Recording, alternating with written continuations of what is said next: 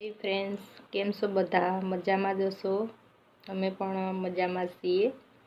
आज से 15मी ऑगस्ट अने बधा गया से 15मी ऑगस्ट उजववा निशाळे। अमे पण गया था त्रणेय मां दीकरो। तो त्यां जोई अने बैठा था शांतिथी अने छोकराओ डांस करता था, वक्तव्य आपता था, टीचर आपता था। ए बधुं जोयुं ने साहेब पण वक्तव्य आपता था के આવી રીતના આમ હોય તેમ હોય બધું કે નિશાળમાં આટલી સરકારી સ્કૂલમાં આટલી સુવિધા હોય કે કોમ્પ્યુટર છે, રમતગમત છે, બધી વસ્તુની સુવિધા અત્યારે કે સરકારી સ્કૂલમાં છે। અને એ વાત સાચી જ છે કે જેટલી પ્રાઇવેટ સ્કૂલમાં જેટલી સુવિધા છે એટલી જ આપણે સરકારી સ્કૂલમાં પણ છે।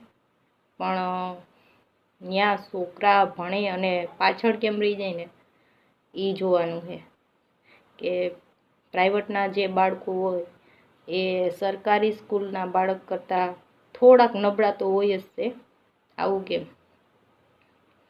તો હવે તો જી હોય આપણે તો એટલું જાજુ કંઈ નહીં, પણ મારા મતે એટલું જરૂર હું કહું કે આપણે 12માની 10માની બોર્ડની એક્ઝામ આવે તો કેમેરા રાખી દઈએ છીએ દરેક ક્લાસરૂમમાં। તો મારું કેવું એવું છે, તમારું જે હોય પણ મારું કેવું એવું છે કે ત્યારે તો વાંધો નહીં, ભલે સીસીટીવી કેમેરા હોય, પણ આપણે બાલવાટિકાથી લઈ 12મા ધોરણ સુધી જ્યારે પણ સાહેબ કે ટીચર કે જે હોય ક્લાસ લેતા હોય ને એ બધું જ સીસીટીવી કેમેરામાં રેકોર્ડ થવો જોઈએ અને દરેક માતા પિતાને પહોંચવો જોઈએ। ત્યારે ખબર પડશે કે અમારા બાળકે કેટલું શિક્ષણ લીધું, કેટલું સાહેબે ભણાવ્યું અને કેટલું મારું બાળક શીખવું। હાલો, આપણે તો કહીએ જ છીએ કે આપણું બાળક ઘરેથી નિશાળે ગયું છે ભણવા માટે, પણ નિશાળે જઈ બાળક કેટલું ભણે છે કેટલું નથી ભણતું એ તો આપને ખબર નથી। આપણે કદાચ ધ્યાન આપતા હોય તો એ આપણે ઘરે આવીને કહીએ કે બટા તે લેસન કર્યું, કેટલું આપ્યું સાહેબે, તો છોકરું તો હા પણ પાડી દે, આપણે જોઈ લઈ, લખી પણ લીધું હોય, પણ એને કેટલું આવડે છે ને કેટલું નથી આવડતું ને એ સાચી રીતના જોવું હોય છે ને તો નિશાળથી જ જોવા છે। બાકી આપણે ઘરે તો જેટલું કરાવશું એટલું આપણે જોવું, બાકી નિશાળનું આપણે ક્યારેય નહીં જોઈ શકીએ। સીસીટીવી કેમેરા રાખવા ખૂબ જ જરૂરી છે। ભલે 10મામાં 12મામાં એક્ઝામની બોર્ડમાં રાખો ત્યારે જોવે છે બાળકો ને કે તમે કેટલું જ્ઞાન પ્રાપ્ત કર્યું છે અને કેટલું લખી શકો, પણ જ્ઞાન પ્રાપ્ત એને કર્યું ક્યારે છે જ્યારે એને નિશાળેથી સરખી રીતના ભણાવવામાં આવ્યું હોય છે અને પાયો બાલવાટિકાથી જ છે। બાલવાટિકામાંથી 7મા 8મા ધોરણ સુધી આવે ત્યારે બાળક પૂરેપૂરું તૈયાર થાય છે કે જેટલું જ્ઞાન એને ત્યાંથી મળે છે ને એ જ આગળ એનું ભવિષ્ય બતાવે છે। બાકી 10મામાં 12મામાં એ બધું છે જ, પણ આ પાયો જો નબળો હોય છે તો એ પાયો નબળો રહેવાનો જ છે, વ્યાજબી જ છે।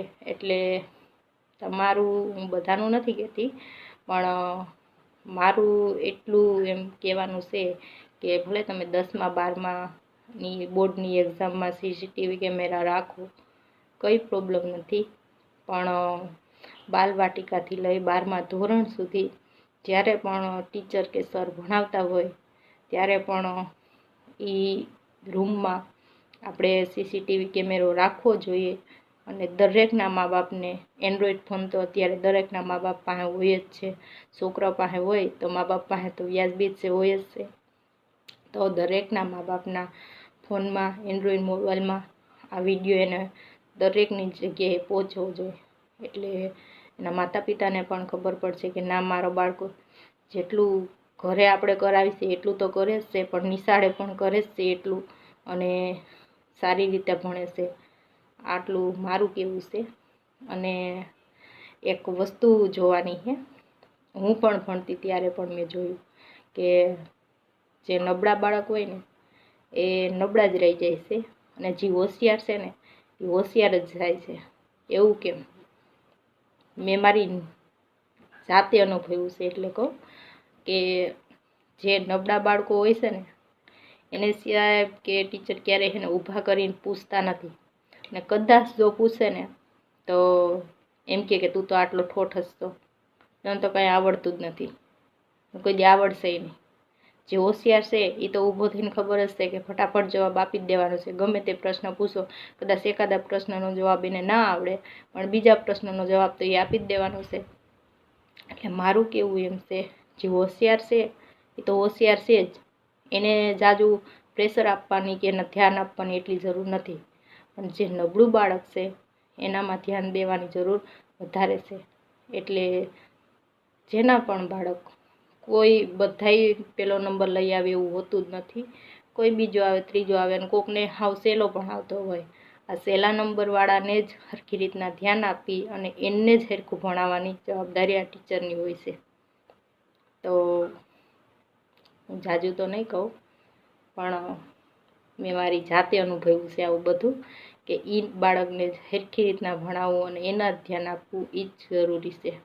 બાકી જે હોશિયાર છે એ તો હોશિયાર છે જ. આના માટે સીસીટીવી કેમેરા લગાવવા, મારા મતે કહું છું કે સીસીટીવી કેમેરા લગાડવા જરૂરી છે.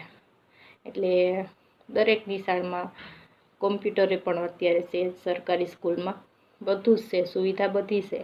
પણ આપણા બાળકને પૂરતી રીતના જડે છે કે નથી જડતી. અને હા, આજ હું નિશાળે ગઈ હતી ને તો એવી પણ વાત કરવામાં આવી હતી કે અમારે નિશાળમાં રમત ગમતનો બધા સાધનો છે. તો છે એ તો ખબર જ છે, એને સરકાર આપે છે એ જરૂરી છે, પણ આપણા બાળકને કેટલી રમત આવડે છે? આપણે ભણવામાં તો જોઈએ જ છીએ કે આપણું બાળક એટલું હોશિયાર છે, એટલું ભણતા આવડી ગયું, એટલું શીખતા આવડી ગયું. પણ તમારું બાળક ભણવામાં કેટલું હોશિયાર છે એ તો તમે જોવો જ છો, પણ રમત ગમતમાં કેટલું હોશિયાર છે એ પણ જોવો. કારણ કે 2020નો ઓલિમ્પિક ગયો, એમાં નીરજ ચોપડા આપણે જોયું ગોલ્ડ મેડલ જીતી આવ્યો હતો. બધા અમુક ખેલાડીઓએ સારા એવા મેડલ જીતા અને નામ કમાણા હતા. અત્યારે પણ 2020નો હતો પણ 21માં રમાણો હતો કોરોનાને લીધે. અત્યારે 2024માં ઓલિમ્પિક હાલે છે, તો એમાં પણ આપણા ભારતીય વિદ્યાર્થીઓ કેટલા મેડલ જીતાશે. એમાં નીરજ ચોપડાએ પણ અત્યારે જીતો છે, સિલ્વર જીતો છે, એ પણ ઓછો જ ન કહેવાય. એટલે જરૂરી નથી કે આપણું બાળક ભણવામાં જ હોશિયાર હોવું જોઈએ, રમત ગમતમાં પણ એ શ્રેષ્ઠ છે ને તો એ સારું જ કહેવાય. એટલે તમારા બાળકને ભણાવવામાં તો ધ્યાન આપો, પણ રમત ગમતમાં પણ એને એટલું જ હોશિયાર બનાવો અને એ પણ જોવો. અને નિશાળે પણ રમત ગમતના જેટલા સાધન છે, સાધન તો છે જ, બધાને ખબર છે, પણ સાધન એ બાળકને રમવા આપો અને એમાંથી એને શીખવાડો. રવિવારે રજા ના મળે ને તો પણ હાલશે, પણ છોકરાઓને રમત ગમતમાં પણ એટલા જ હોશિયાર બનાવો. બસ આટલું જ કહીને મારા વિડીયો અહીંયા પૂરો કરું છું. અને એક ગરીબ માણસની દીકરી તરીકે આ બધી વાત કીધી અને મેં મારી જાતે પણ અનુભવ્યું છે એટલું જ મેં કીધું. અને આજ મેં જોયું એ પણ બધું વિચારવા લાયક હતું. એટલે પ્લીઝ તમે વિચારજો, વિડીયોને લાઈક ન કરો તો હાલશે, પણ બાળક છે ને એ આજનું તો ભવિષ્ય પણ આવતી પેઢીનું ભવિષ્ય પણ બાળક હશે, એટલા માટે જરૂરથી વિચારજો. Okay, by.